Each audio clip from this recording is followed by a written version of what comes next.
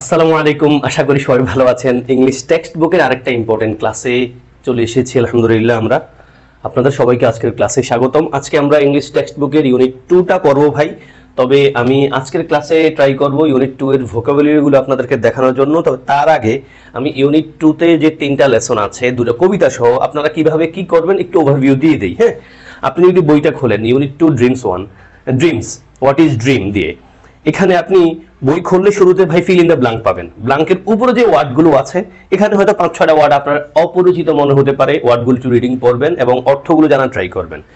এবং আমি একটু বলে রাখি ভাই, হোয়াট ইজ আ ড্রিম যে লেসন 1টা আছে এখান থেকে কিন্তু আপনারা জেনে থাকবেন ভাই প্যাসেজ আসছে বি ইউনিটে, প্যাসেজ তার মানে এই লেসনটার একটু দয়া করে ভালো করে পড়েন, যে কোনো অ্যাঙ্গেল থেকে প্রশ্ন আসতে পারে।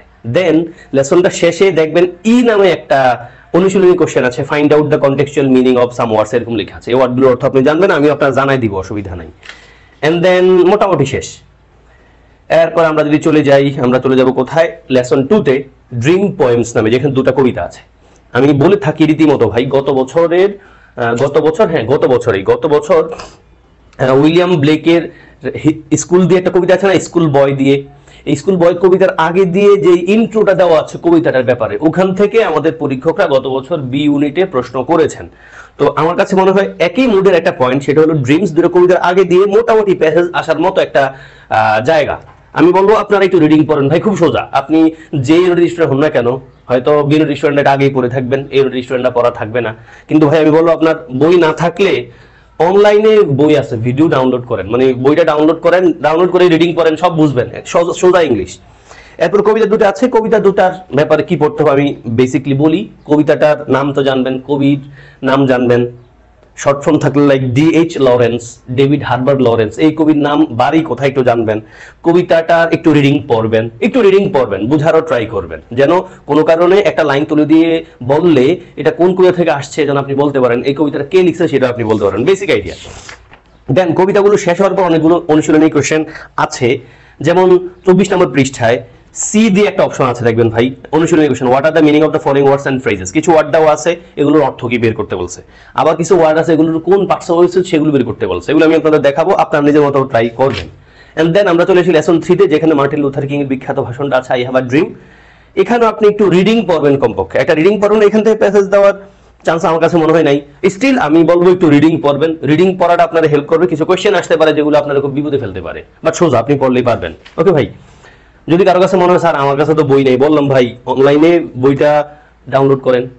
এই গল্পটা পড়তে মন চাইতেছে, আপনি অনলাইনে ভিডিও পাবেন যে এই গল্পটার অর্থ বুঝাই দিছে আপনারা, আপনি ডাবল স্পিড ট্রাবল স্পিড দিয়ে একটু শুনে ফেলেন, দেখবেন আপনার জন্য সোজার মতো জিনিস।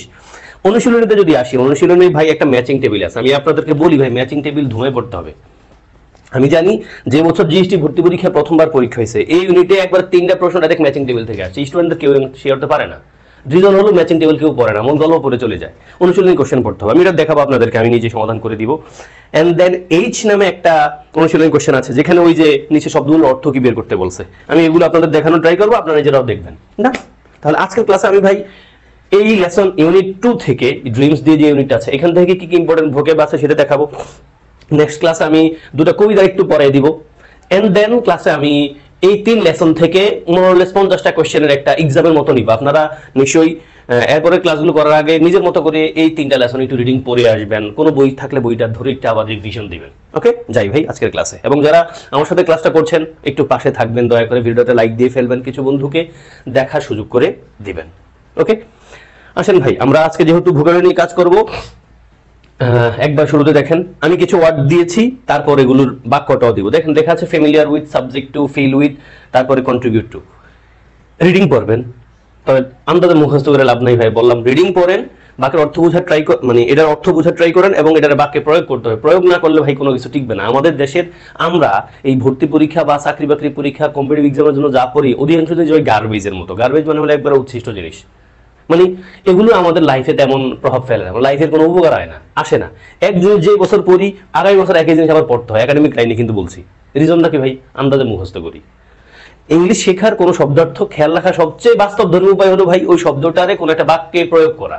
সেটা বাক্যে প্রয়োগের জন্য একবার অক্সফোর্ড ডিকশনারি খুলতে হবে না, কোনো বই লাগবে না, আপনার নিজের মতো করে কল্পনা করে একটা ছোট্ট বাক্য হলে আপনি মাথায় ঘুরান, এটা খেয়াল থাকবে অনেক দিন ধরে ভাই। যাই familiar with, you may not be familiar with some of them. বুঝছেন নি? ওই যে ড্রিমস যে গল্পটা আছে, গল্প শুরুতে ফিল ইন দ্য ব্ল্যাঙ্কের উপরে 12-14টা ওয়ার্ড আছে, ওই ওয়ার্ডগুলো ব্যাপারে ইনস্ট্রাকশন দিয়ে রাখছে। You may not be familiar with some of them. Familiar with মানে কি?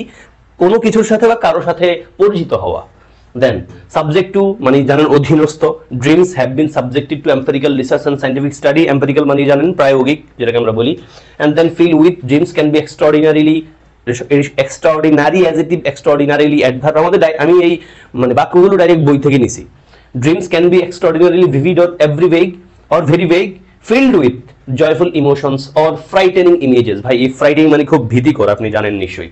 দেন contribute two Freud's theory contributed to the population of dream interpretation. Contribute to এবং ফ্রডস নামে সিগমন্ড ফ্রড জার্মান লেখক, ওনার একটা বইও আছে, আমরা সেটা দেখবো সামনে। দেন crippled by, transform into, look up, related to বা relate to যাই বলেন। দেন ভাই ক্রিপল মানে তো বুঝেন, মানে একবারে ভেঙে শুরু গেছে, বিপর্যস্ত আমরা একটা জিনিসকে রেফার করে, বাক্যটা পড়লেই বুঝবেন।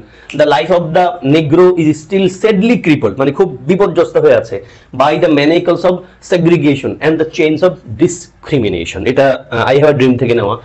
crippled by, then transform into, one day everything will be transformed into an oasis of freedom and justice। একবার ডাইরেক্ট লিখা ওনার ভাষণ থেকে, I have a dream, Martin Luther king ভাষণ থেকে নেওয়া। look up their meaning in a dictionary। look up মানে খোঁজা, আমরা জানি।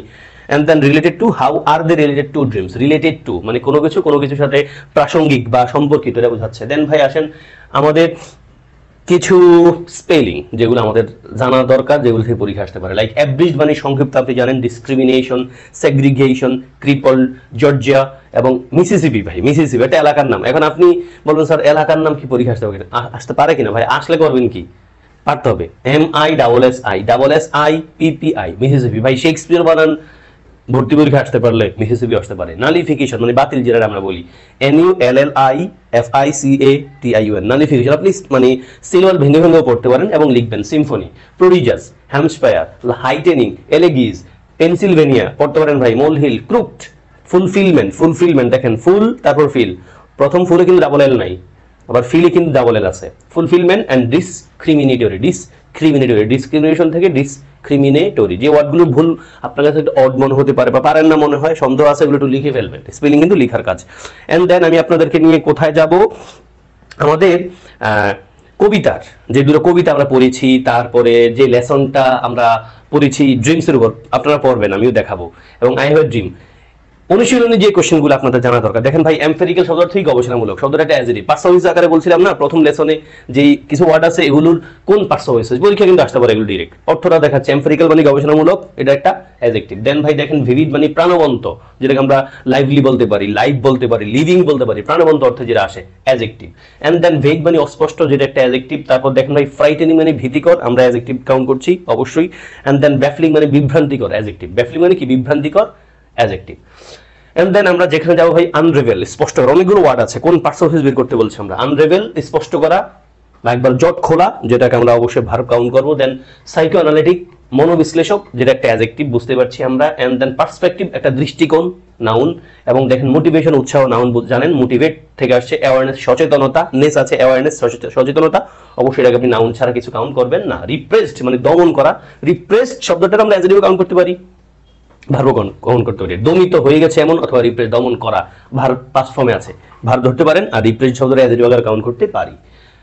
কগনিটিভ মানে জ্ঞান ভিত্তিক, অ্যাডজেক্টিভ যেটাকে আমরা বলবো। এবং স্টিমিউলি উদ্দীপনা, নাউন। এবং আসেন ইনকর্পোরেট অন্তর্ভুক্ত করা, যেটা verb incorporate. And then clutter মানে বিশৃঙ্খলা, ক্লাটার বিশৃঙ্খলা, এই ওয়ার্ডটা মেডিকেল ভর্তি পরীক্ষা কিন্তু একটা অপশন আকারে আসে, ক্লাটার মানে বিশৃঙ্খলা, নাউন। এন্ড দেন সাইকোথেরাপি মানে মনস্তাত্ত্বিক চিকিৎসা, সাইকোথেরাপি আমরা বুঝি এটা একটা নাউন ছাড়া কিছু হতে পারে না।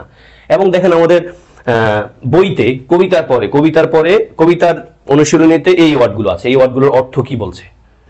এখন আপনারা a broken wing bird, barren field, frozen, disease of the mind, just, make something come true, vanity শব্দের অর্থ নিশ্চয় পারা দরকার, তাই না ভাই? দেখেন আমি একটু ট্রাই করেছি আপনাদেরকে দেখানোর জন্য ভাই। ব্রোকেন উইং বার্ড মানে কি, ডানা ভাঙা পাখি, ডানা ভাঙা পাখি। এ ব্রোকেন উইং বার্ড, ব্রোকেন মানে ভাঙা, ভেঙে শেষ, উইং মানে ডানা ভাঙা একটা পাখি। দেন ব্যারেন ফিল্ড মানে অনুর্বর, মানে যেখানে ফসল হয় না, ফার্টাইল না।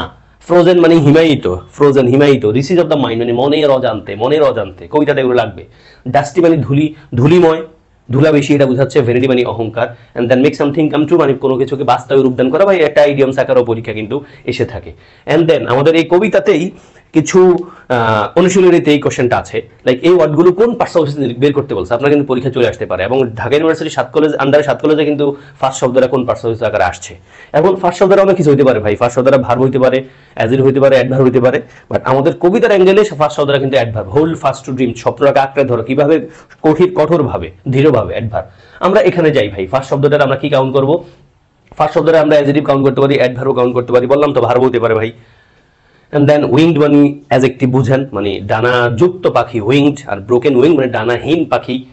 দেন স্নো মানে তো নাউন, জানেন স্নো মানে তো স্নো, কুয়াশা যেটাকে আমরা বলি, তাই না? ওই ভুল না বলে থাকি। দেন ইকুয়ালি শব্দটা ইকুয়াল থেকে equal, equal adjective, equally adverb. And then vanity শব্দটা নাউন, আমরা আগেও দেখে এসেছি। ট্রু শব্দটা অ্যাডজেক্টিভ। এন্ড দেন আমাদের Martin Luther king I have a dream, এখানে এই ম্যাচিং টেবিলটা আছে, আমি আপনাদের বলেছি শুরুতেই ভাই, ম্যাচিং টেবিলটা বই থেকে ধরবেন। এখানেও আপনি ক্লিয়ার দেখতে পাচ্ছেন, একটু পজ করেন, পজ করে আপনি নিজে একটু ট্রাই করেন তো ভাই, কোনটার সাথে কোনটা মিলে ম্যাচিং টেবিল। সোয়েল্টারিং সাথে কোনটা যায় ওই পাশের, ভিশাসের সাথে কোনটা যায়, রেসিসের সাথে কোনটা যায়, এক্সল্টের সাথে কোনটা যায়, একবার রিডিং এটা দেখেন, তারপর আমি আনসার আপনার দেখা দিতেছি, অসুবিধা নেই ভাই, একটু দেখা পড়ে ফেলেন, এখান থেকে পরীক্ষার প্রশ্ন চলে আসতে পারে, লোকজনের মানে খেয়াল থাকে না এই পার্টটা পড়ার। সোয়েলটারি মানে আনপ্লেজেন্টলি হট, মানে অনেক অনেক বেশি গরম, আনপ্লেজেন্টলি হট, যেমনটা এখন পড়ছে রোজার শেষ দিকে এসে।